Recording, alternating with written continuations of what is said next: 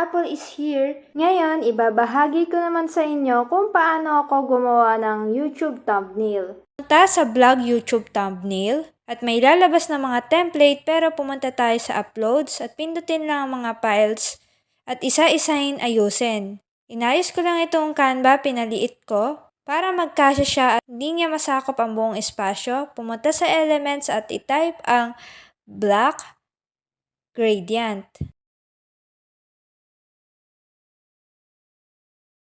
At ito lalabas, pindutin ng graphics at hanapin lang natin ang walang nakalagay na Pro. Binaligtad ko lang para hindi nga masakop yung mga espasyo ng ating YouTube thumbnail. Ginilid ko lang siya dito, inusog ko ng konti at pinalakihan. Tinapat ko lang siya para maayos tignan at dinuplicate ko ito at inikot ko ulit. Same process lang din para hindi matabunan yung ating background.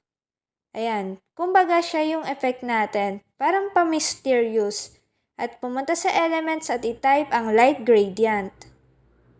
Pumunta sa graphics at piliin lang walang nakalagay na Pro. Katulad nitong parang kumikinang na to, na napakaganda. Pindutin natin yan at i-duplicate. Dahil parang nakukulangan kasi ako sa liwanag nito. At pagkatapos, inikot ko lang ng konti para lumabas yung pagka-effect nito. At inusog ko lang muna dito. Inusog ko din ang black gradient natin at dinuplicate ko yung Canva para hindi matakpan yung Canva natin. Tapos, binalik ko ulit yung black gradient. Ayan. Inayos ko lang din. Tapos, ibabalik natin itong light gradient natin dito. Ayan.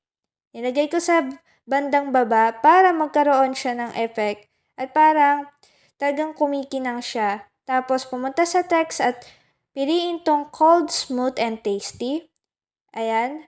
Binura ko lang yung baba nito dahil hindi natin gagamitin yon. Burahin lang itong word na to at palitan natin. Ayan. Pinalitan ko lang yung kulay niya na color white para mas makita talaga yung ating text. At itype ang how I. Yan, inayos ko lang ng konti. Igitna natin siya para pag in-upload natin sa YouTube channel natin ay mabasa talaga. Tapos, itype ang make. Yan, pinalitan ko lang ulit yung kulay white para mas kitang-kita ang ating text. Kasi napakahalaga ng text sa isang YouTube thumbnail. Tapos, maghanap pa tayo nitong isang text na to na magdadagdag ng ganda sa ating thumbnail. Burahin lamang ito at palitan ng kulay white kasi kung black, hindi na makikita ang ating font. Kasi naglagay na tayo yon ng black gradient sa background nito. Yan. I-type lamang ang YouTube. I-duplicate lamang ito at palitan ng YouTube na banner.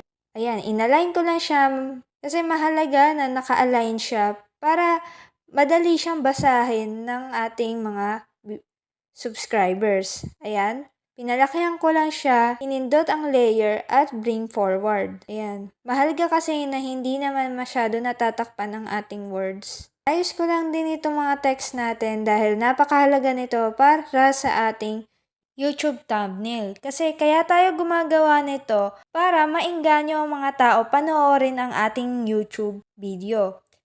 At para sa ganon ay ma-curious sila at panatiling manood at mag-subscribe sa iyong channel. Pindutin ang share, pindutin ang save, at pindutin ang download. At may makikita ka PNG na nakalagay ay downloading. Hintayin namang mag-completed at ito na ang ating final result. Sana nagustuhan nyo ang ating video ngayon. I-comment nyo naman kung anong gusto nyo pang matutunan para magawa natin ang video. Yun lamang. Thank you and don't forget to subscribe. Bye-bye!